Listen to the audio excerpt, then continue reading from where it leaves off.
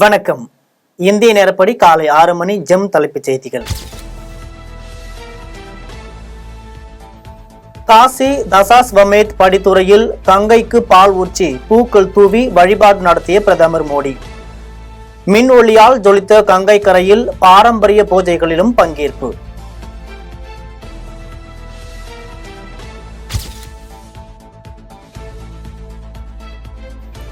சர்வதேச யோகா தினத்தையொட்டி வரும் 21ஆம் தேதி ஸ்ரீநகரில் நடைபெறும் யோகா நிகழ்ச்சியில் பிரதமர் மோடி பங்கேற்பு.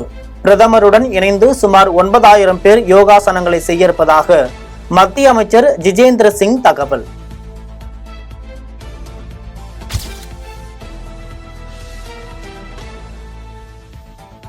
PM கிசான் திட்டம் மூலம் விவசாயிகளின் கணக்கில் இதுவரை 3.25 லட்சம் கோடி ரூபாய் நேரடி வரவு வைக்கப்பட்டுள்ளதாக பிரதமர் தகவல்.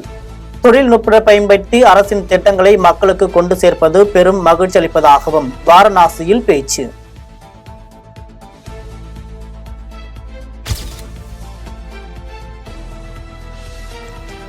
மக்களவை தேர்தல் காரணமாக நிறுத்தி வைக்கப்பட்டிருந்த தனது மனதின் குரல் நிகழ்ச்சி வரும் 30ஆம் தேதி முதல் ஒளிபரப்பாகும் என பிரதமர் மோடி அறிவிப்பு. நிகழ்ச்சிக்காக கருத்துக்களையும் யோசனைகளையும் பகிருமாறு வேண்டுகோள்.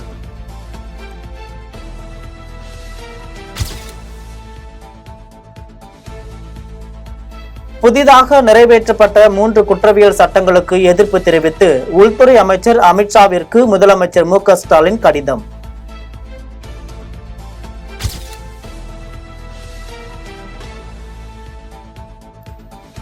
பீகார், குஜராத், ஹரியானா மாநிலங்களில் நடைபெற்ற கைது நடவடிக்கை நீட் தேர்வில் முறைகேடு நடந்திருப்பதை உறுதி செய்வதாக ராகுல் காந்தி குற்றச்சாட்டு. வினாத்தாள் கசிவுக்கு முடிவு கட்டும் வகையில் கடுமையான சட்டங்களை இயற்ற நாடாளுமன்றத்தில் எதிர்க்கட்சிகள் வலியுறுத்தும் என்றும் கருத்து பதிவு.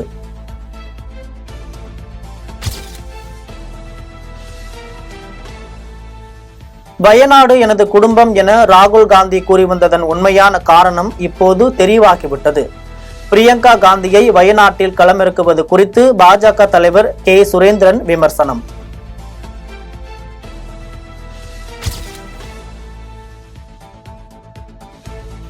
சென்னை பெசன்ட் நகரில் சொகுசு கார் ஏற்றி வாலிபர் இறந்த வழக்கு விசாரணைக்கு காவல் நிலையம் வந்த ஆந்திரா நாடாளுமன்ற உறுப்பினர் பீதா மஸ்தான் ராவின் மகள் பீதா மாதுரி போலீசார் பத்திரமாக வழி அனுப்பியதால் உறவினர்கள் ஆத்திரம். துரத்தி தாக்க சென்றதால் பரபரப்பு.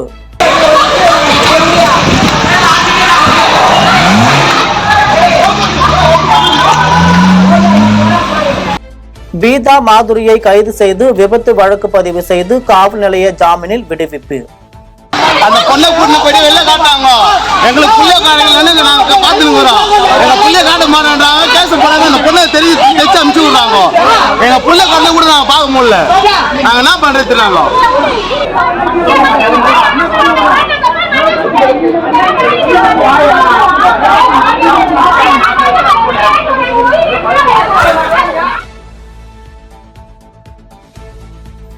துணை முதலமைச்சராக பொறுப்பேற்க திறந்தவெளி வாகனத்தில் தலைமைச் செயலகம் சென்ற பவன் கல்யாண். சாலையின் இருபுறமும் திரண்டு வாழ்த்து தெரிவித்த ரசிகர்கள், கட்சி தொண்டர்கள்.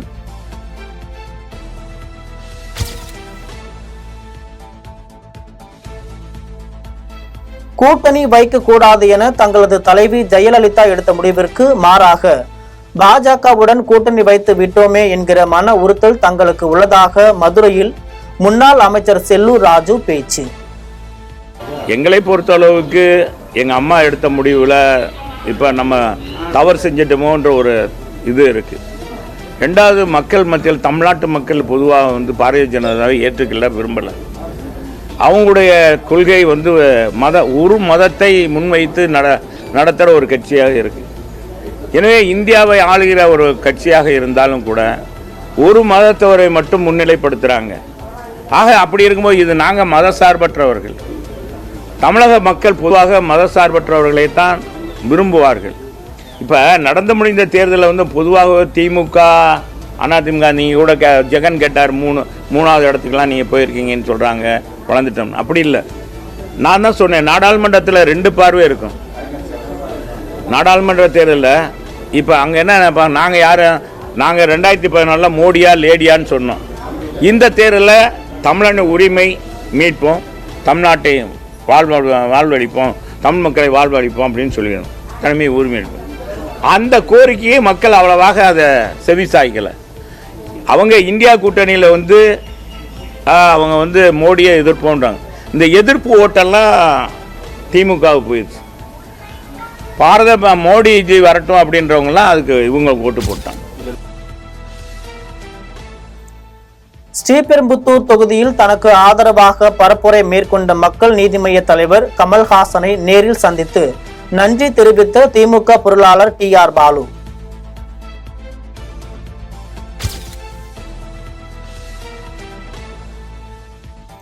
விக்கிரவாண்டி இடைத்தேர்தலில் திமுகவிற்கு கமல் ஆதரவு என தகவல். மக்கள் நீதி மய்யம் கட்சியின் செயற்குழு கூட்டத்திற்கு பிறகு அதிகாரப்பூர்வ அறிவிப்பு வெளியீடு.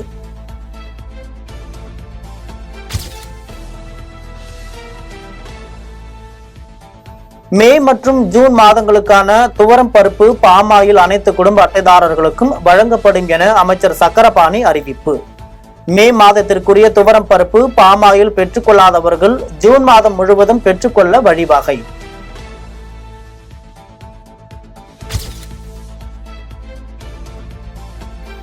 கலைஞர் கனவு இல்லம் திட்டம் ஜூலை மாதம் தொடக்கம். 1 லட்சம் வீடுகள் கட்ட ரூபாய் 3100 கோடி நிதி ஒதுக்கீடு. பயனாளிகளை தேர்வு செய்யும் பணியை ஜூன் 25ஆம் தேதிக்குள் முடிக்க அறிவுறுத்தல்.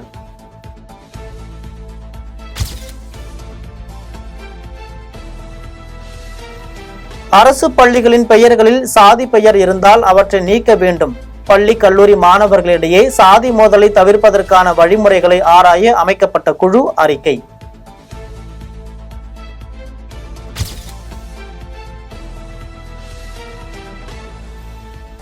டெல்லியில் உள்ள ராணுவ மருத்துவமனையில் முதன்முறையாக தோல் வங்கி வசதி அறிமுகம். தீவிர தீக்காயங்கள் மற்றும் தோல் சம்பந்தப்பட்ட பாதிப்புக்குள்ளாகும் வீரர்களை குணப்படுத்தும் வகையில் நடவடிக்கை.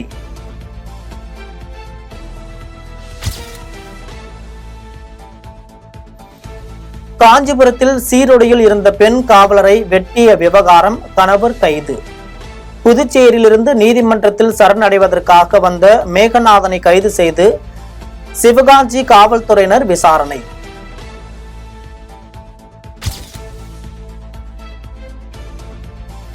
ரிவர்ஸ் கியரால் பலிபோன உயிர். காரை ரிவர்ஸில் ஓட்ட பழகும் போது பிரேக்குக்கு பதிலாக ஆக்சிலேட்டரை அழுத்திய இளம் பெண். வீடியோ எடுத்த ஆண் நண்பன் கண் எதிரே 300 அடி பள்ளத்தில் கார் பாய்ந்து பலி.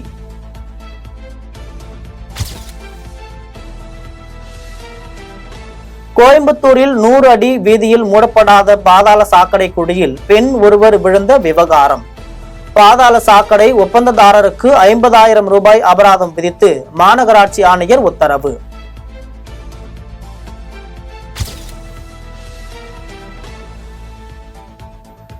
தமிழகத்தில் மீண்டும் மினி பஸ்களை இயக்க தமிழ்நாடு அரசு திட்டம். ஜூலை 14 வரை பொதுமக்கள் கருத்து கூற ஏற்பாடு.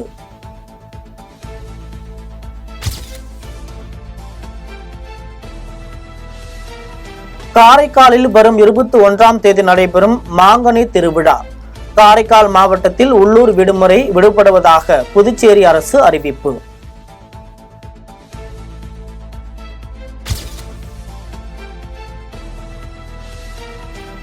வரும் காலத்தில் செல்போன்களுக்கு பதிலாக மூளைக்குள் பொருத்தப்படும் நியூராலிங்க் சிப்பை மக்கள் தொலைத்தொடர்புக்கு பயன்படுத்துவார்கள் என எலான் மஸ்க் தகவல்.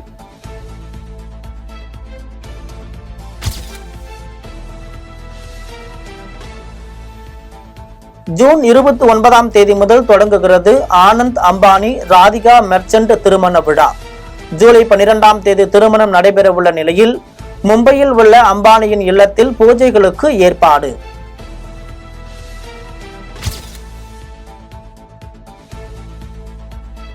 பீகாரில் தகர்ந்து விழுந்தது புதிய பாலம். ஆற்றின் குறுக்கே 12 கோடி ரூபாய் செலவில் கட்டப்பட்ட மேம்பாலத்தின் ஒரு பகுதி இடிந்து விழுந்து விபத்து.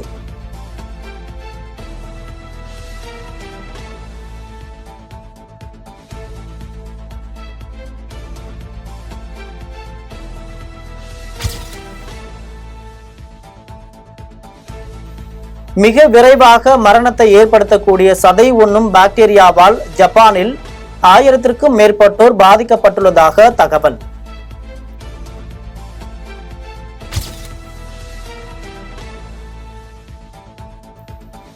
தென்கிழக்கு ஆசியாவில் தன்பாலின திருமணத்தை அங்கீகரித்த முதல் நாடானது தாய்லாந்து.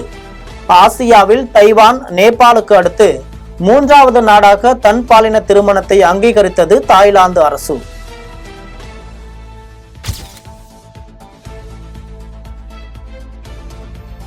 சென்னை பெருநகர் மற்றும் புறநகர் பகுதிகளில் இரவு இடி மின்னலுடன் பெய்த கனமழை. சென்னை பெருநகர் மற்றும் புறநகர் பகுதிகளில் அடுத்த 48 மணி நேரத்திற்கு வானம் ஓரளவு மேகமூட்டத்துடன் காணப்படும்.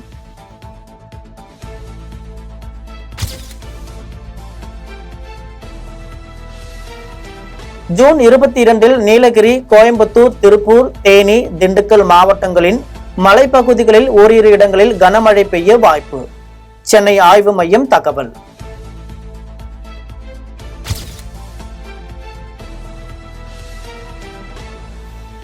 பாரிஸ் ஒலிம்பிக் போட்டிக்கு தகுதி பெற்றார் தமிழ்நாட்டை சேர்ந்த துப்பாக்கி சுடுதல் வீரர் பிருத்திவிராஜ் தொண்டைமான்.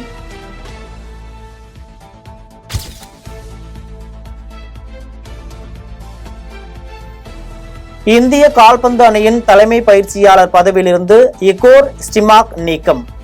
உலக கோப்பை போட்டிக்கு தகுதி பெறும் வாய்ப்பை இந்திய அணி இழந்ததை அடுத்து கால்பந்து சம்மேளனம் நடவடிக்கை.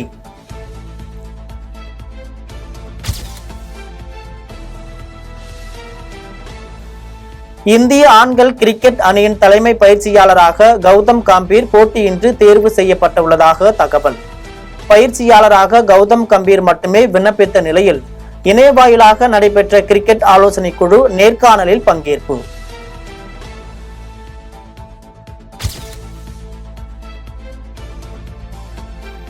சூரரை போற்று திரைப்படத்தின் ஹிந்தி ரீமேக்கான சர்பீரா படத்தின் ட்ரெய்லர் வெளியீடு.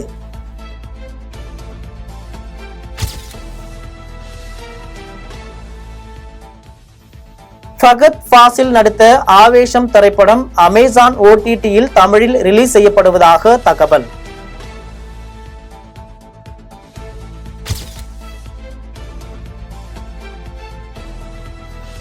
விடாமுயற்சி படப்பிடிப்பிற்காக இன்று அஜர்பைஜான் புறப்படுகிறார் நடிகர் அஜித் குமார்.